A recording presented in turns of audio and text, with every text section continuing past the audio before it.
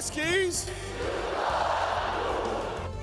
Yeah, right now at 6 o'clock, the celebration continues as the Yukon men returned home, and Hartford is now gearing up for a championship parade. Plus, former President Donald Trump arraigned. We are learning more this morning about the 34 felonies that Trump faces as his historic indictment was unsealed. Also, beefing up patrols. We'll tell you why Middletown police are putting more officers on the streets soon. All local, all morning. This is Fox 61, Connecticut's news station. Good Wednesday morning. Thanks so much for starting it off here at Fox 61, America Areas. And I'm Tim Lammers. Good morning. Working our way through the week here, and it's, boy, it was beautiful weather-wise. I think the best morning, the best afternoon I've felt in a long time, Matt Scott. I think it got over 70 where I was. Yeah, me too. I sat outside for a bit. It was right there. Yeah, it was a nice day. And today, it's kind of anything but. We've swung the pendulum. Now it's not. At least we got the one in. Well, and we're going to have more of that, especially when you see the holiday weekend forecast. But for the most part, what you had yesterday, today, no, not even close. A lot of clouds. It's mild now. Feels good out there. Temperature's not warming up at all today. But we do have a big warm up on tap for tomorrow. That's going to bring some showers, maybe a thunderstorm too. Holiday weekend looks and feels great. We'll talk about that coming up. Temperatures, I said they're warm. Woo! They're right about where they should be for highs practically. 48 to 56 is what we have, with nothing doing on the satellite radar across the board. Although you do see off to the west, I'll show you one more view, a lot of action over the Midwest. Stand by because that's coming this way. Talk about a little bit of rain for us later on tonight as we look for temperatures to stay again right about where they are. There you go. Whoops, I have the wrong graphic up. Well, there it is. 52 now, 48 later on. Ugh. Talk about where we're going, temperatures and rain-wise, coming up in a bit. Lauren, what you got on the roads? As of right now, Matt, not too much to get to out on the roads. Good thing. Good morning to you. Good morning, everyone. Here at 6:02 on your Wednesday. No crashes or incidents to report. We do have some construction throughout the state. We have some over in the Manchester area here in the capital city. But as we take a look, we're seeing lots of green. Let's take a look at our Hartford drive times. 91, 84, Route 2, all moving right at speed limit. Traffic is very light out there for your 6 o'clock morning commute. Taking a live look out on Jennings Road, exit 33 on I-91 north and southbound coming in and out of the capital city, looking good. Over in New Haven, things are moving smoothly on 95. And then as we bring things down into Fairfield County, very light to moderate volume out on the roads between Bridgeport and Fairfield. Typically, it'll start to develop between now and 6:30. So of course, we'll check in again coming up at 6:30. For now, Tim and Erica, back over to you. Hi, Lauren. Thank you. We have developing news out of Meriden this morning. A woman was hit by a car late last night. It happened just before 11:30 on B Street. We don't know how bad the injuries are right now, but we are expecting an update from police, hopefully sometime today.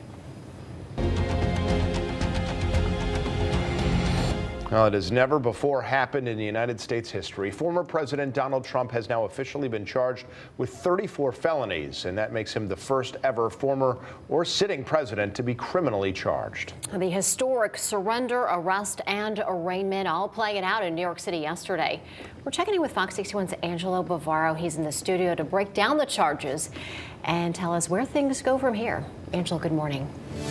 Erica, Tim, good morning. Former President Donald Trump pleading not guilty to 34 felony counts of falsifying business records. All of this stemming from that investigation by Manhattan District Attorney Alvin Bragg. That investigation looking into alleged hush money payments made on Trump's behalf to two women leading up to the 2016 election. Both women claim they had affairs with Trump. He denies those allegations. Now, this was the scene as the 45th president of the United States walked into that historic arraignment. While hush money payments are not illegal, prosecutors accused Trump of falsifying business documents to cover up those payments and prevent any potential damage to his campaign ahead of that election back in 2016. After his arraignment, the former president flew back to Florida and thanked his supporters during a campaign-style speech at Mar-a-Lago. Trump arguing the, quote, fake case was brought only to interfere with the upcoming 2024 election and should be dropped immediately, taking aim specifically at Alvin Bragg. Who campaigned on the fact that he would Get President Trump. I got to get him. I'm going to get him. This is a guy campaigning. The scheme violated New York election law, which makes it a crime to conspire to promote a candidacy by unlawful means. And this was the scene outside of that courthouse yesterday. The New York City courthouse ramped up security ahead of yesterday's arraignment, with overall peaceful crowds gathering both for and against Trump. Manhattan criminal cases typically take years to play out. Legal experts say this case could pose a challenge for District Attorney Alvin Bragg, as the indictment against Trump relies on an untested legal theory that potentially elevates a misdemeanor to a felony. Tim, Erica, back to you. Angelo, thanks so much. All right, 6:06, the UConn men's basketball team returned home yesterday to fans cheering them on in all their Husky gear. Yeah, the players got off the team bus, championship trophy in hand, and then walked right into a raucous welcome home rally at Gamble Pavilion. By the 2023 UConn Huskies. This is now UConn's 5th national championship on the men's side, but don't be mistaken, for all of the players and for head coach Dan Hurley, this is their first. And some of them said they're still trying to wrap their heads around their accomplishment. I'm a national champion. That's going through my head right now. Still a lot to sink in. UConn is second to none in terms of its recent history. The last 25, 30 years, no one's done it as well. Absolutely, and by far, UConn has won all 5 of its national championships in the last 25 seasons. During that span, no other school in the country has won more than 3. An all-out dominant performance, and they might not be done yet. Now, as for most championships all time, the UConn men have now moved into a 3-way tie for 4th place all time with Duke and Indiana. Although Indiana, the Hoosiers, last won in 1987, more than a decade before UConn won its first. UCLA is still on top with 11, thanks to an unstoppable run in the 60s and 70s under John Wooden. As you see, Kentucky is in 2nd place with 8, and why not? Hey, if UConn repeats, they'll tie North Carolina for 3rd place all time. And for more information about Saturday's championship parade, everything else UConn Huskies, all you have to do is pull out your phone and click on the camera. Scan the QR code on the left side of your screen.